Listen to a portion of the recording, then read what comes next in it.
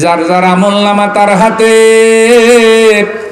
আমির ফকির সব দাঁড়িয়ে আছে। লা ইয়াতাকাল্লামুনা ইল্লা মান আদিনা লাহুর রহমান ওয়া ক্বালা সাওয়াবা। কলা পাতার মতো থরথর করে কাঁপবে, আল্লাহর সামনে কথা বলার সাহস কারো থাকবে না। সেদিন আল্লাহ হবেন বিচারক, বান্দারা হবে আল্লাহর দরবারে আসামি। প্রত্যেকে হিসাব দিতে হবে। ওই হিসাবের দিনকেই বলা হয়েছে দিন। আল্লাহ তুমি যেই দিন বিচারক হবে হাসরের ময়দানে, তুমি আমাদেরকে আল্লাহ তুমি উত্তম বদলা দিও, আমাদের আমলনামার গুনাহ খাতাগুলি মাফ করাইয়া আল্লাহ বিনা হিসাবে আমাদেরকে ফুলসিরাত পার করাইয়া জান্নাত দিও। ভাই একটু জোরে কন্যা আমিন।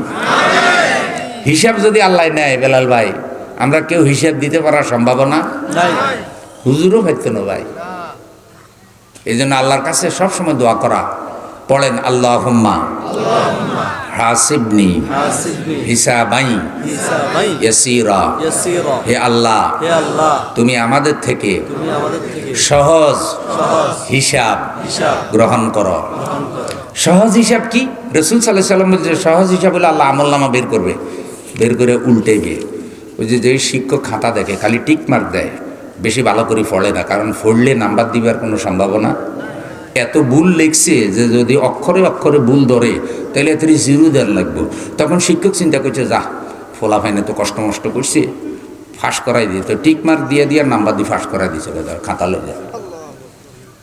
তা আল্লাহ তাআলা আমলনামা উল্টাবে, উল্টাইয়া টিক মার্ক দিয়ে আল্লাহ বলবে যাও তুমি আমার জান্নাতে চলে যাও। এইটাকে বলে সহজ হিসাব। যদি আল্লাহ ধইরা ফেলে তাইলে আর যাইতে পারার সম্ভাবনা নাই। আল্লাহর কাছে এই দোয়া করা। এরপরে 3 নম্বর হইল দিন শব্দের অর্থ আনুগত্যের বিধান। আল্লাহ তাআলা বলছেন ওয়া মাইয়াবতাগি গায়রাল ইসলামে দীনান ফালাই ইউকবালা মিনহু ওয়া হুয়া ফিল আখিরাতি মিনাল খাসিরিন। ইসলাম ছাড়া যারা অন্য কোনো মতবাদ তালাশ করবে, আল্লাহ অন্য কোনো মতবাদ গ্রহণ করবেন না। সুতরাং আসেন জীবনের সব ক্ষেত্রে ইসলামকে গ্রহণ করব। জীবনের সব ক্ষেত্রে কি মানব? আচ্ছা বলেন তো, ইসলামের মধ্যে সব কথা আসেনি? খাবার দাবারের কথা, টয়লেট বাথরুমের কথা, বিয়ে শাদীর কথা, সন্তান জন্ম দিবার কথা, পাড়া প্রতিবেশীর হকের কথা, মা বাবার হকের কথা, সন্তানের হকের কথা, ব্যবসায়ীর হকের কথা, কাস্টমারের হকের কথা, রাজার হকের কথা, প্রজার হকের কথা, ফরজ গোসলের কথা, সন্তান জন্ম দিবার কথা। ওমা, এমনকি নখ কাটা, চুল কাটা, নাভির নিচে লোম পরিষ্কার করার কথাও কি? তো যেখানে নাভির নিচে লোম কাটা, নখ কাটা সব আছে, সেখানে রাষ্ট্র পরিচালনার বিধিবিধান কি ইসলামে নাই? তো সব আল্লাহ দিছে কি লেগে? কোরআনে সুফে সাফে থাক না, মানতে হইবে। এবার বলেন দুধ খাইবেন না মদ খাইবেন? মাশাআল্লাহ। হালাল খাইবেন না হারাম খাইবেন? হালাল। আপনাদের এলাকায় সুদ আসেনি? আছে। সব সুদ কি হিন্দুরে নি খায়? না, মুসলমানরা খায়। সুদি, টাটকা সুদি,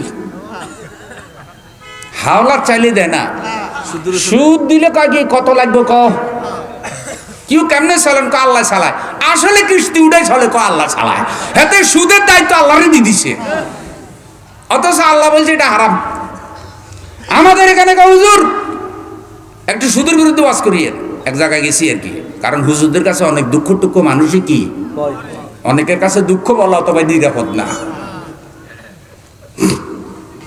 তো হুজুর একটু সুদের বিরুদ্ধে ওয়াজ করিয়েন, আজকে সভাপতি কিন্তু টাটকা সুদি। তা আমি কইলাম সুদিরে সভাপতি বানাইছেন কেন? ওনারে সভাপতি না বানাইলে মাহফিল করতে দিত না।